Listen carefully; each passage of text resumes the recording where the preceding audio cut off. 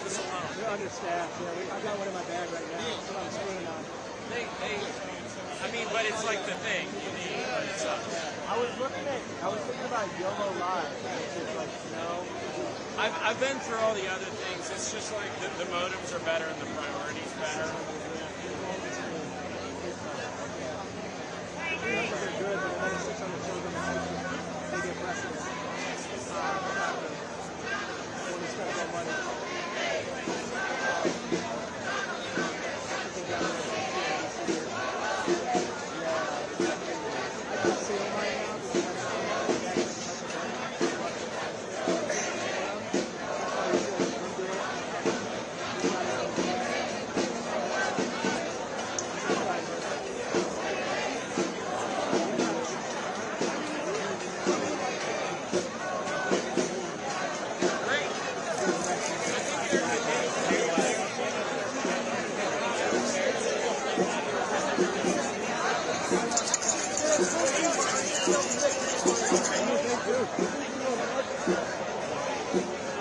Good morning, Chicago! Happy Labor Day!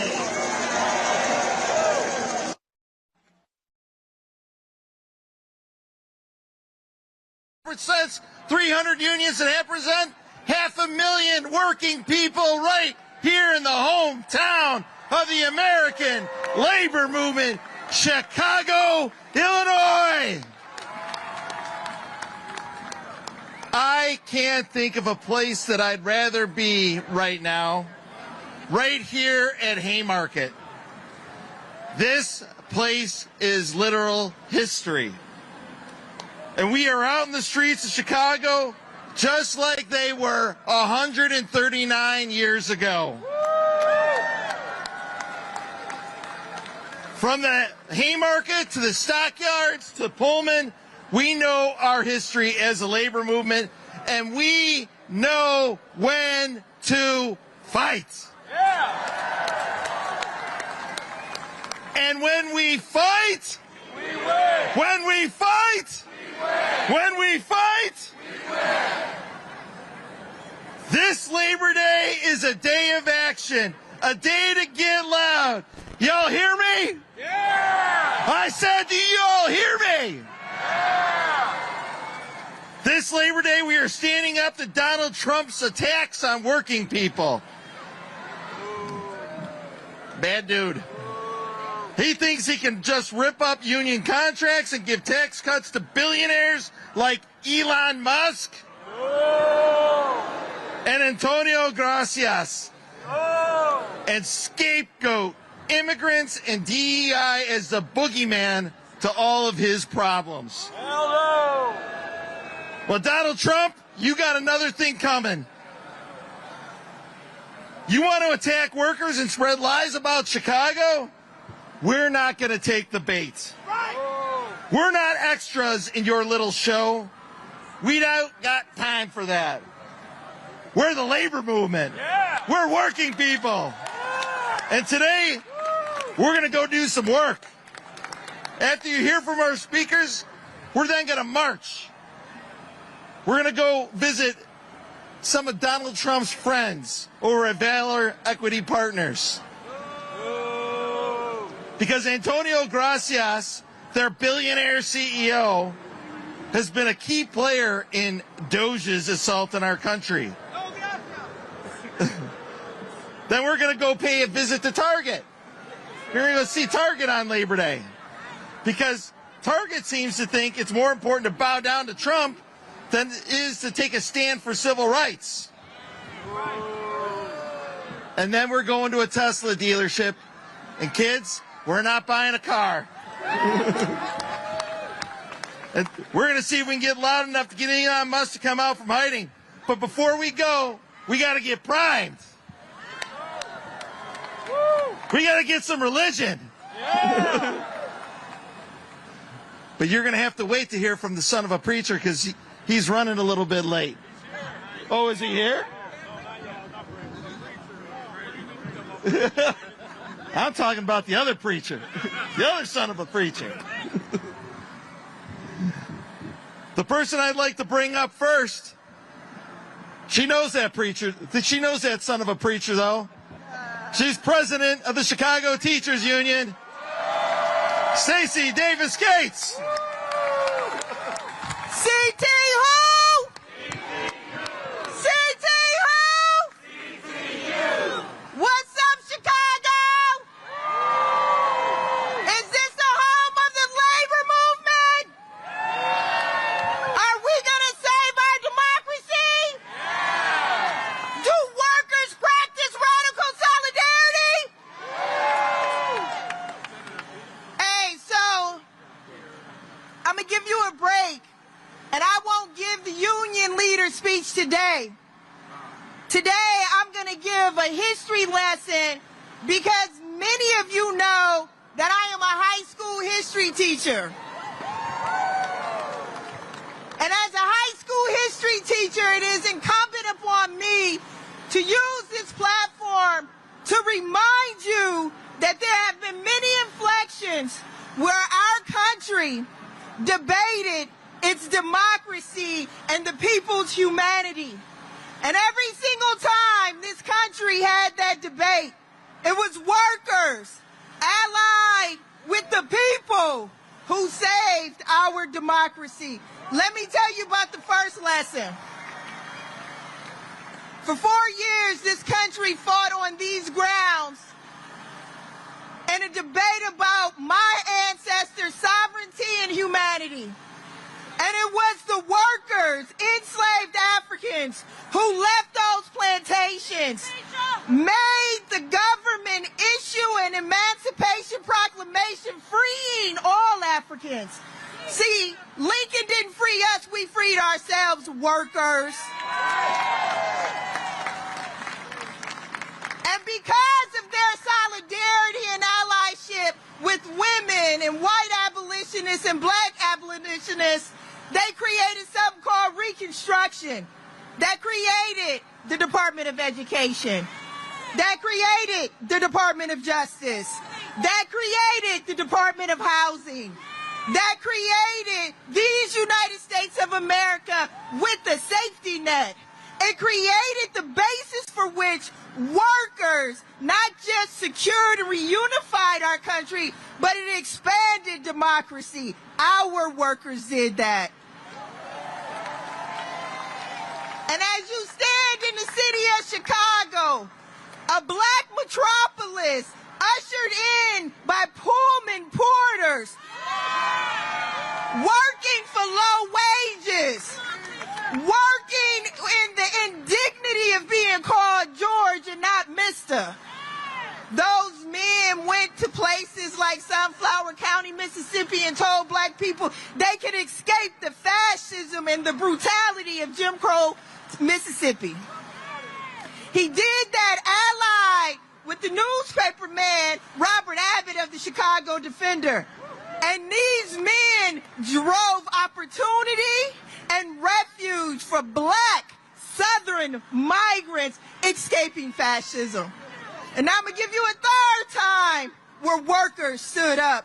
And that is when they allied themselves in the civil rights movement.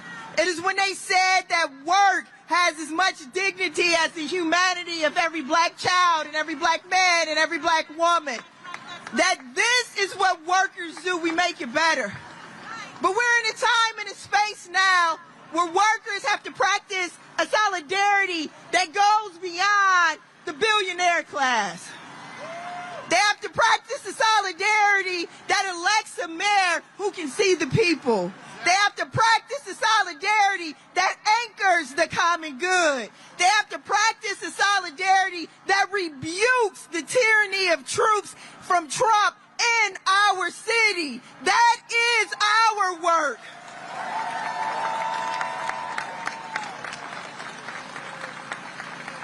And we got to draw a contrast, Chicago. We have to show the world that workers usher in a reconstruction of school libraries while Trump is banning books. We have to show them that workers are reopening mental health care clinics in Chicago instead of leaving people without. We have to show them that in Chicago, we've abolished the sub-minimum minimum wage because slave wages went out with the 13th Amendment. In Chicago, we reject a billionaire's tyranny on our city. We reject a billionaire and his cabinet of billionaires who take from Medicaid, who defund public education. So let me be clear about what solidarity is. Solidarity is the antidote to white supremacy. Solidarity is the antidote to anti-immigrant fever. Solidarity is the antidote to homophobia and transphobia.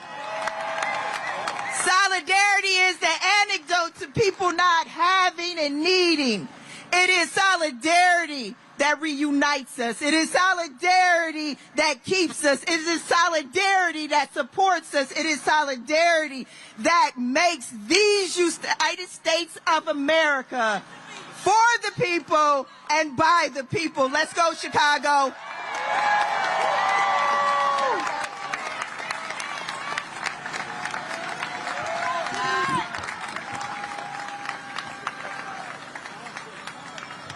Like any fight, we've got allies in the fight.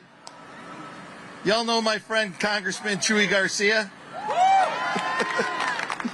We've got Alderman Andre Vasquez, Alderwoman Lenny Mana-Heppenworth, Senator Lakeisha Collins, my union sister, Alderman Bill Conway, Senator Mike Simmons, Mayor Dan Biss, and more to come. I'd now like to bring up my friend, Director of Organizing for Painters District Council 14, and one badass, he's going to tell you about this building right here, Al Barazza. What do we want? Justice. What do we want? Justice. When do we want it? Now. What do we want? Justice. When do we want it? Now. One more time. What do we want? Justice. When do we want it? Now. That's right. Thank you, everybody, for being here. Thank you to CFL. Thank you for the labor movement. When I was asked to speak today, it was a no-brainer. Why? Because we're on sacred, hallowed ground here at the Haymarket Memorial in 1886. Back then, workers were dealing with the injustices that we're still dealing with today. And we don't have to look so far, but just to look to my left, and you'll see injustices happening every day there, where we have, unfortunately, workers there that are not represented by a union, that are being taken advantage of, still to this day. And for what? For injustices to make people rich, to exploit the needs of workers against the sacrifices of other workers, so that we pit each other against each other. That cannot happen.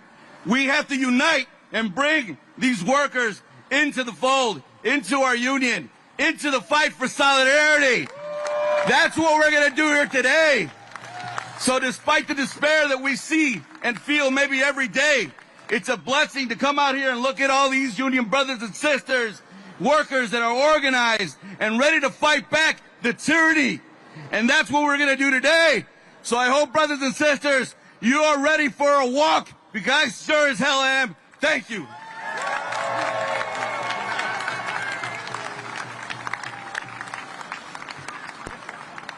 We got more allies in the House.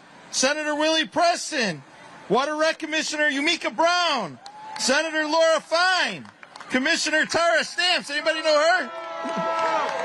Clerk Anna Valencia, Clerk of the Circuit Court Mariana Spiropoulos, Senator Graciela Guzman,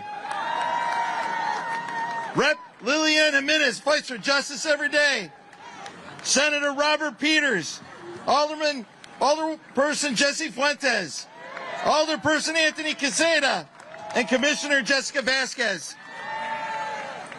That's a lot of elected officials.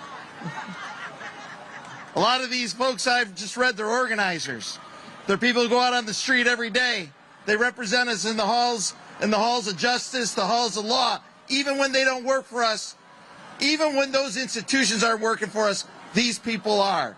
And one person that I know that works for everybody, all workers every day, is the national president of the American Federation of Teachers. She's going to give us some religion, too. Randi Weingarten.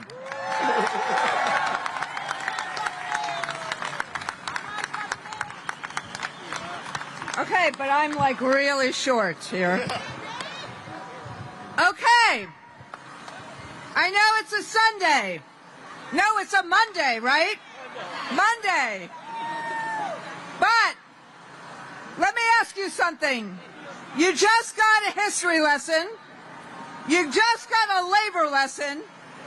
Are we ready to fight Pharaoh?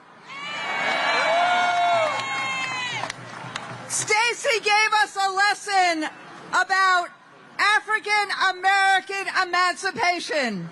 We have been fighting pharaohs for thousands and thousands of years. And the one in the White House is just as bad as the rest of them have been. Are you ready, American labor? Are you ready, Chicago labor, to fight?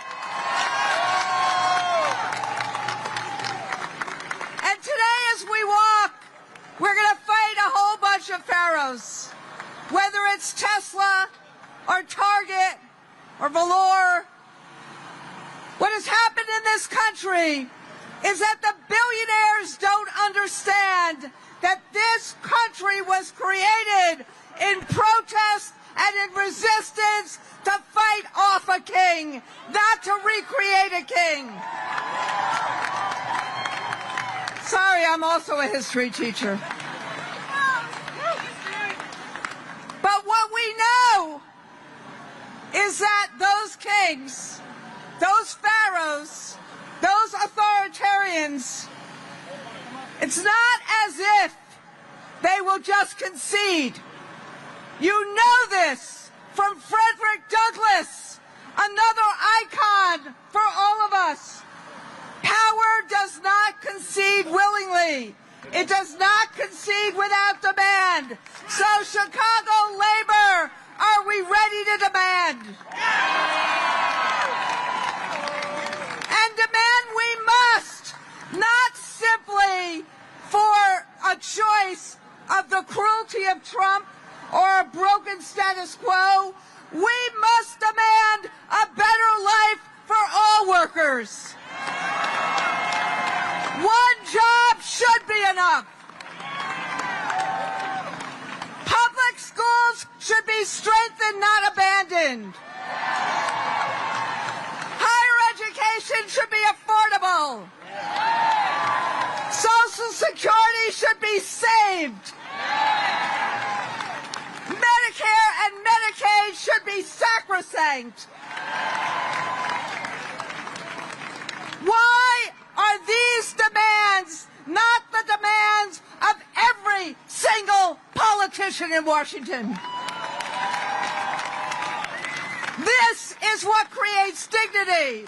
This is what creates opportunity. And this is what creates affordability. But my friends, and that's why all across the country today, 1,000 events. Labor is not simply doing picnics and parades. We are fighting for a better life for all Americans.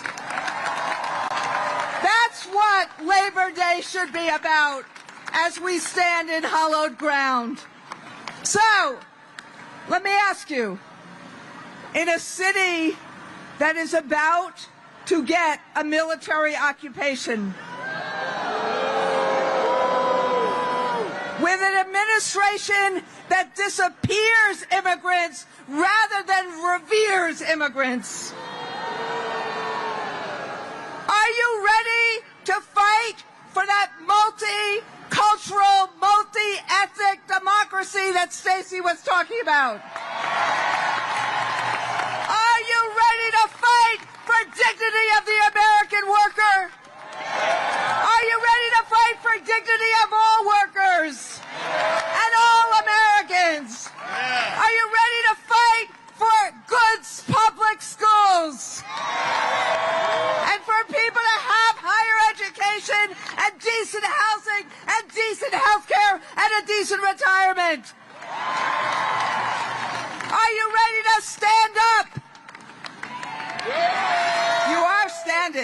Are you ready to show up? Are you ready to speak up? Are you ready to fight each and every day? Because we know when we fight, we win. When we fight, we win. Solidarity.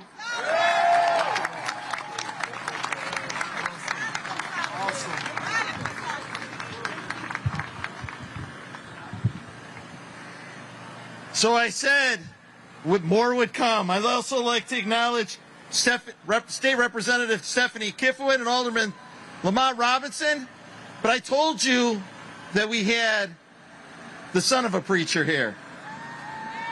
I got a preacher too, but I also have the son of a preacher. First, I'm going to bring up the son of a preacher and the son of a union worker, Mayor of the City of Chicago, Brandon Johnson.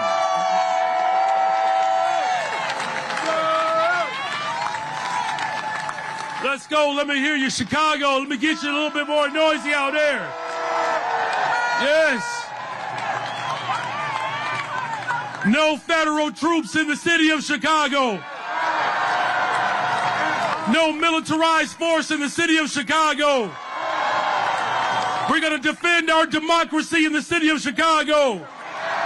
We're going to protect the humanity of every single person in the city of Chicago. And we got the baddest freaking labor movement in the city of Chicago, birthed right here. We're going to take this fight across America, but we got to defend the home front first. And the best way we defend the home front is to make sure that every single worker has a livable wage. That's why we abolished the sub-minimum wage in Chicago for brown and black women. They get raises on top of their tips. This is the city of Chicago, where we have given paid time off for over 1 million workers, 10 days off, the biggest city in America to ever do it. This is the labor movement, you all.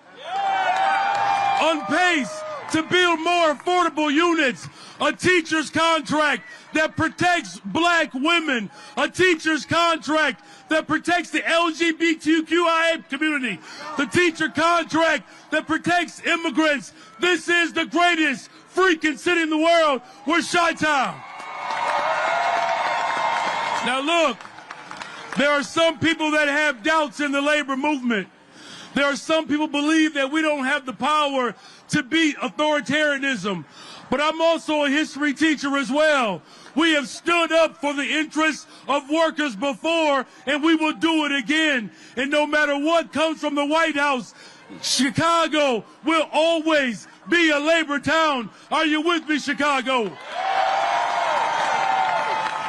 Now, finally, we have seen this president shift the largest concentration of wealth into the hands of the few. Justice Brandeis made it very clear. He said we can either have a democracy or we can have wealth in the hands of the concentrated few. But he says we cannot have both. Are you prepared to defend this land that was built by slaves, a land that was built by indigenous people, a land that is built by workers? Are you prepared to defend this land? The people united will always prevail. I need you all to stand firm, to stand strong. If this president decides to continue to break this Constitution, it's going to be the labor movement that stitches it back together. The labor movement that brings black folks, white folks, Asians. It brings brown folks together. This is the city that said keep hope alive. The city that birthed yes we can. And the city that will defend this country. God bless you all.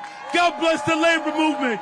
God bless the greatest freaking city in the world, Chi-Town. No troops in Chicago. No troops in Chicago. No troops in Chicago. Invest in Chicago. Invest in Chicago. No troops in Chicago. Invest in Chicago. God bless you. Love you all.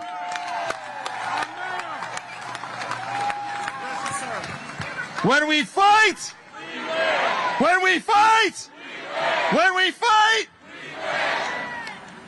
listen, y'all, we're here to stand up for something, right? We're here to stand up for working people. And as we stare down into authoritarianism, we got to call it what it is. And in this fight, we have to see if people will be who they say they are. This is one of those moments where you have to live your values. Now, it's real easy to do that until you face somebody like Donald Trump, who's using every ounce of his power to bring the country to heel. But we know a brother who is holding people accountable. We know a brother who is working to make sure that when it comes to coming to heel to Donald Trump, that people stand up for themselves and make sure that the companies that take our money live the values that this country is really all about. And you know who's calling for Target Corporation to be accountable? Our next speaker, Pastor Jamal Bryant.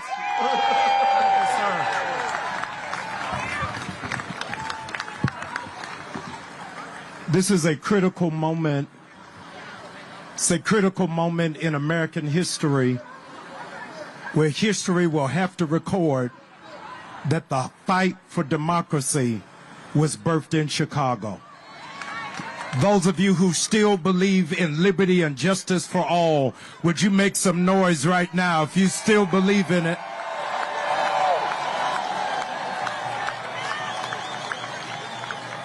In order to make America great, you cannot make America great without unions. It is because of unions that there are no children who are working underage. It is because of unions that you are able to have health benefits. It is because of unions that you have vacation time. It is because of unions that you're able to take sick leave. It is because of unions that you are able to have vacation. This is an American salute to all of you who work in labor. Would you cheer for the people who work around you?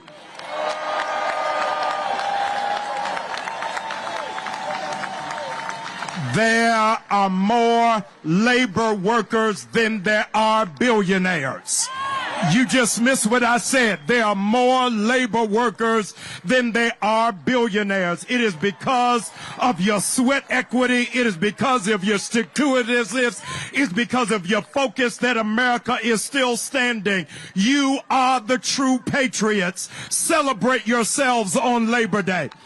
Celebrate yourselves. I want to thank Randi and Stacey for standing with us. I so believe in what it is that you are doing that I flew from Atlanta, Georgia, just to be with the labor workers of Chicago, Illinois, because this is not a local fight. It is a national fight. We owe a debt of gratitude for the most fearless leader in America today is the mayor of Chicago. Let's celebrate him.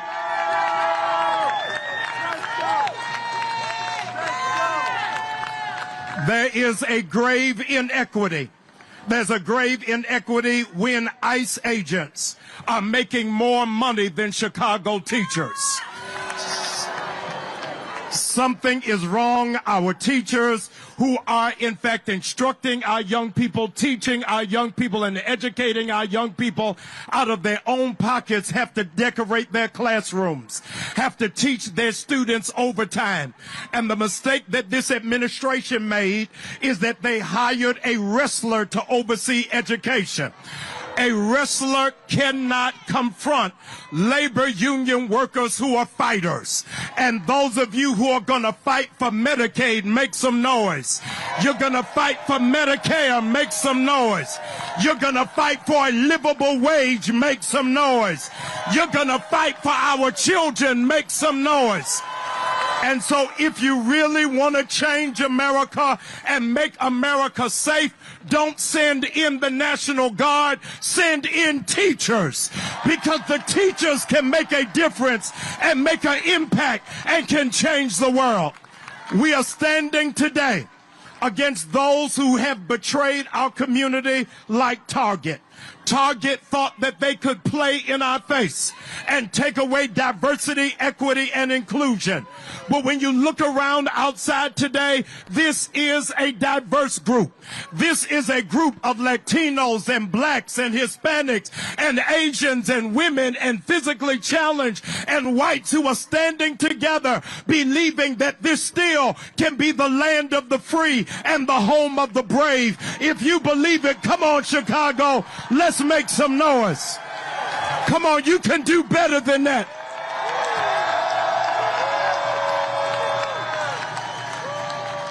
We are putting Target on notice. We are putting Tesla on notice. And we are putting every enemy of the Constitution on notice.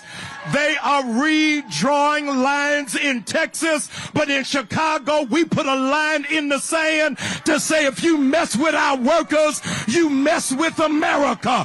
Make some noise if you believe that this is our last stand.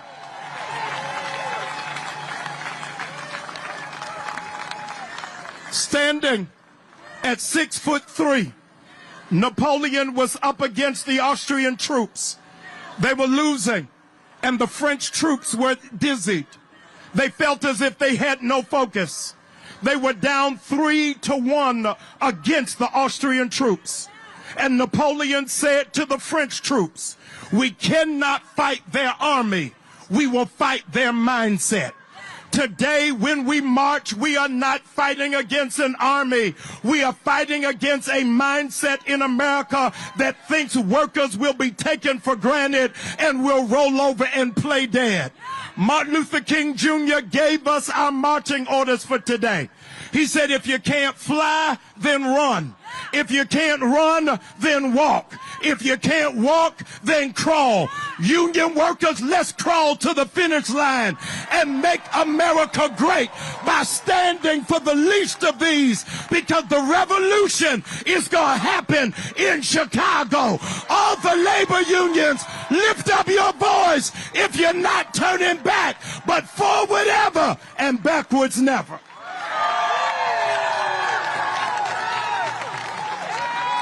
When we fight, when we fight, when we fight.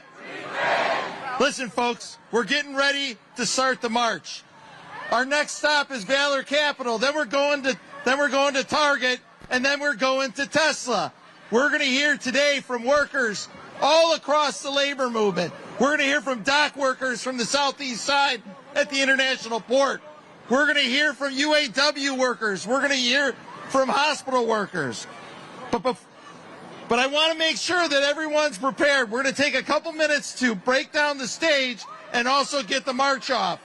We have 10 porta potties here at Haymarket and not any on the route, so you can use them here. We have a lot of great volunteer marshals to keep us safe. Make sure you listen to their instructions. Remember, this movement is a movement of nonviolent protest. We aren't taking the bait from Donald Trump.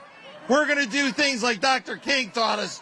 We will sit, we will stand, but we will not take the bait. Thank you, everyone. We'll see you at Valor.